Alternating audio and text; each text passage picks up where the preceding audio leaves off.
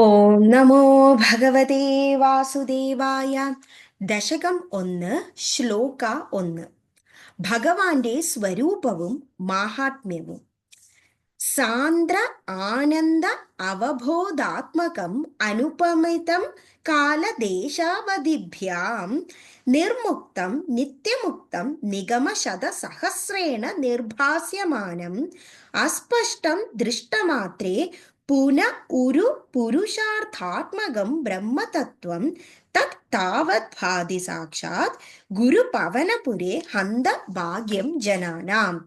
Sandram means കട്ട പിടിച്ച അവസ്ഥ, ആനന്ദം സന്തോഷം, അവബോധം ജ്ഞാനം, ആത്മകം ആത്മാവിൽ, അനുപമിതം ഉപമിക്കാൻ സാധിക്കാത്ത, കാല കാലത്തെയും, ദേശ ദേശത്തെയും, അവധിഭ്യാം പരിമിതമാകാത്തത്, നിർമുക്തം മുക്തമായിട്ടുള്ളത്, നിത്യമുക്തം മായയാൽ സുഖം ദുഃഖം എന്നീ അവസ്ഥയിൽ നിന്നുള്ള മുക്തം, നിഗമം വേദങ്ങൾ, ശതം 100, സഹസ്രേണ 1000, നിർഭാസ്യമാനം മുക്തമാക്കപ്പെടുന്ന സത്യം, അസ്പഷ്ടം അവ്യക്തത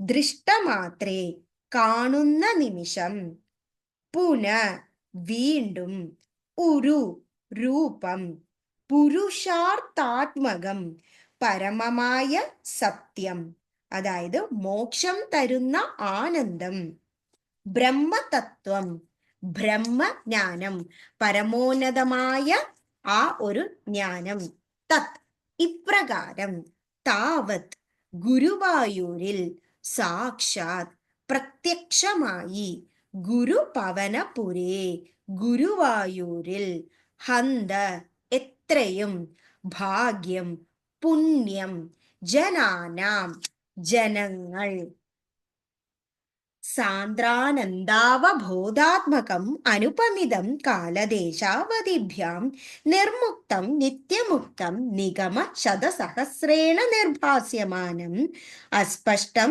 ദൃഷ്ടമാത്രേ പുനരുരു പുരുഷാർത്ഥാത്മകം ബ്രഹ്മതത്വം തത് താവത് ഭാതി സാക്ഷാത് ഗുരുപവനപുരേ ഹന്ത ഭാഗ്യം ജനാനാം. അതായത് ആദ്യത്തെ ദശകത്തിൽ, ആദ്യത്തെ ശ്ലോകത്തിൽ ഇതാണ് സംഹരിക്കുന്നത്.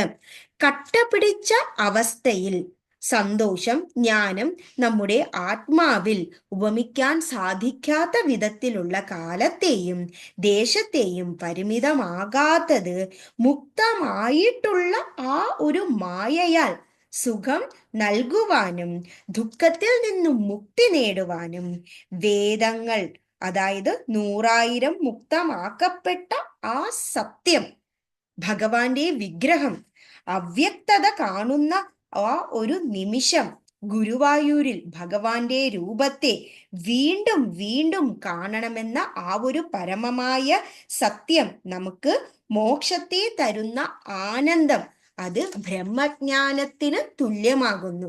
ഇപ്രകാരം ഗുരുവായൂരിൽ പ്രത്യക്ഷമായി ഗുരുവായൂരപ്പൻ എത്രയും പുണ്യം തന്നിരിക്കുന്നു നമ്മുടെ ഈ ജനങ്ങൾക്ക്.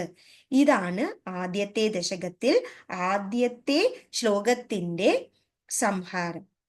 Thank you.